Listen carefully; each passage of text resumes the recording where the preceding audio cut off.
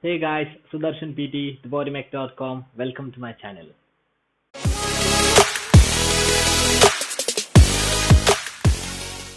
So guys, today we are going to discuss about one of the important structure which contributes in most of the function of our body, which is digestion, cardiac output, posture and movement. And that structure is none other than muscle. Now what is a muscle? Muscle is a elastic tissue which has the property of contraction and relaxation, which causes the change in length and shape of the tissue. So there are three types of muscles: skeletal muscle, cardiac muscle and smooth muscle. Now what is skeletal muscle? Let me explain you in superficially. Skeletal muscle is a muscle which is required for posture and movement, and it is controlled by central nervous system. The second type of muscle is a cardiac muscle. So this cardiac muscle encompasses the heart, and these are controlled by its own cell called as pacemaker cells. That's why cardiac muscles are called as self-regulating tissues. Coming for the third type of muscle, which is smooth muscles. So these smooth muscles are present in systems like GIT, reproductive, respiratory, urinary and vascular system, and these are controlled by autonomous system. So let's see how this muscle is formed. Muscle is formed by a process called as myogenesis. So what happens in myogenesis is that satellite cells, which are precursors of muscles,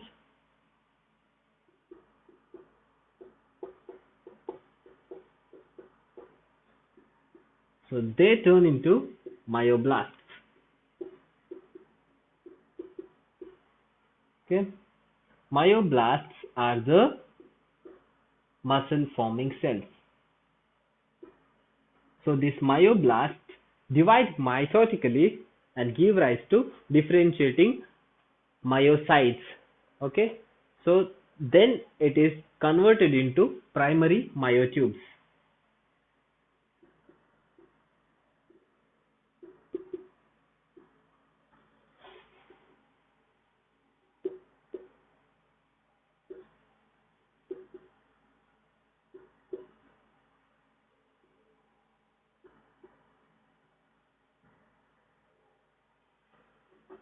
Okay, so these primary myotubes are converted into secondary myotubes.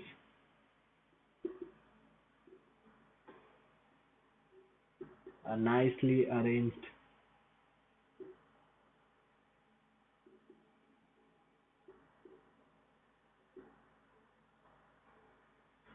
And the secondary myotube is converted into myofibril.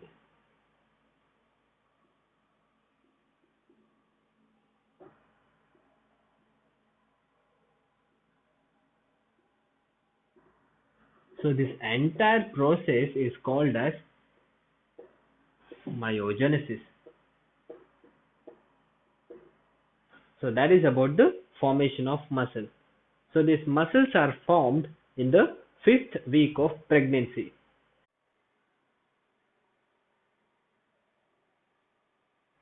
So let's discuss more about skeletal muscle.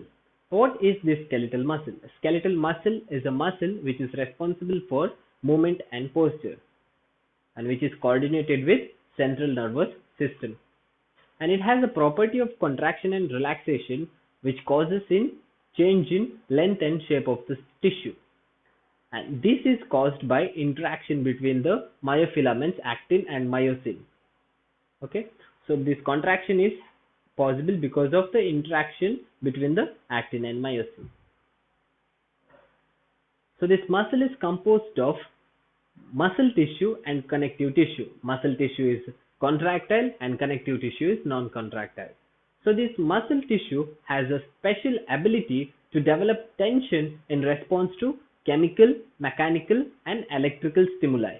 In other hand, the connective tissue, which is non-contractile tissue, has a special ability to develop tension in response to passive loading. So this unique feature of muscle makes a muscle look more beautiful and interesting. So let's see more about muscle structure.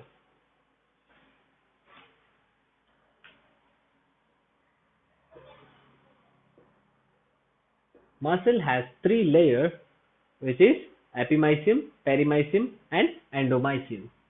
So the outermost layer of the muscle is called as epimysium. As you can see, this is your epimysium.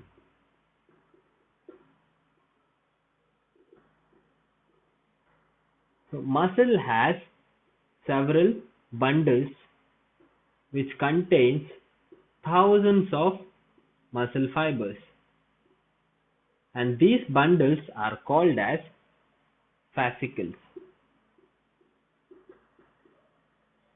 Okay, so these fascicles contains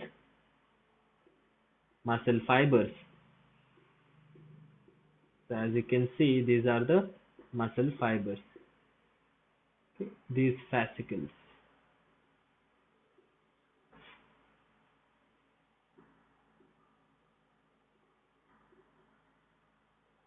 So this is your muscle fiber. So muscle fiber has myofibril, which contains myofilaments, actin, myosin. Okay, yeah.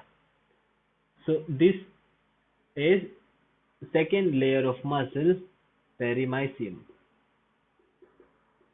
and this is the third layer of muscle, which is endomysium.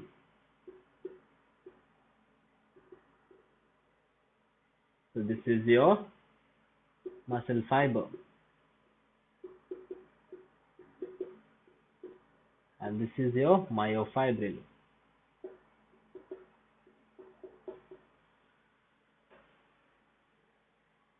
So the outer layer of muscle fiber is called as sarcolemma. The outer layer.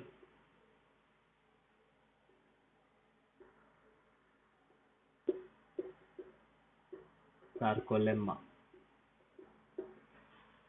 As every cell has cytoplasm, even myofibril has a cytoplasm which is called as sarcoplasm.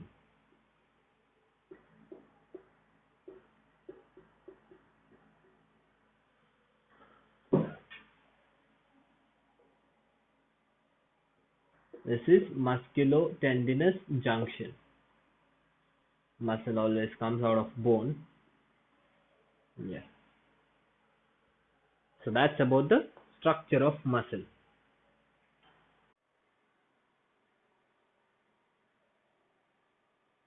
So let's discuss about the composition of muscle fibers. So muscle fiber contains contractile proteins and structural protein. So these contractile proteins are myofilaments. So these myofilaments contains thick filament, which is myosin, and thin filament, which is actin.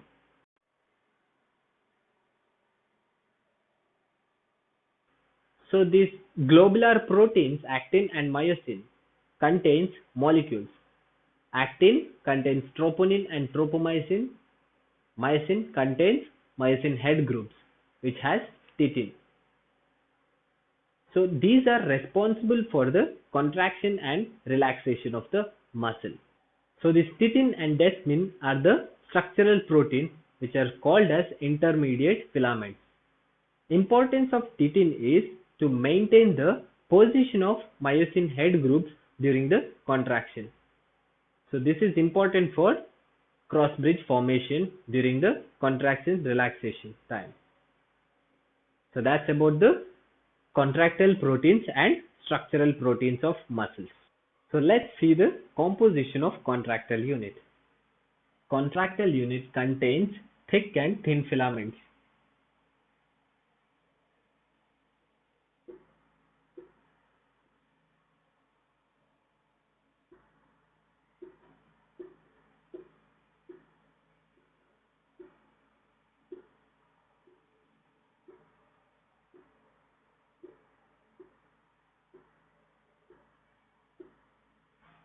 So this is a Z disc, these two Z disc, and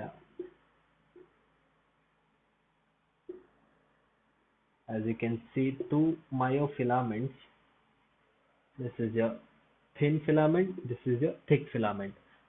Thin filament is called as actin, thick filament is called as myosin. So the portion which covers only thin filament is called as I band or isotropic band. The portion which covers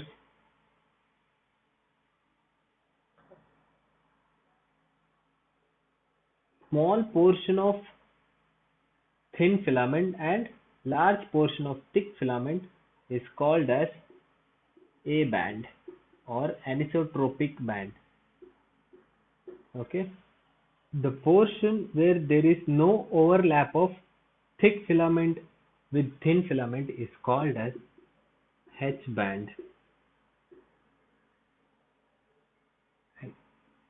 The middle portion of the thick filament is called as M band. So the area between the two Z discs is called as sarcomere. Sarcomere is a structural and functional unit of muscle fiber. So this is about the contractile unit. You can see the other picture. Yeah. And this contractile unit is required for the contraction relaxation of the muscle tissue. And this is explained in a silent filament theory.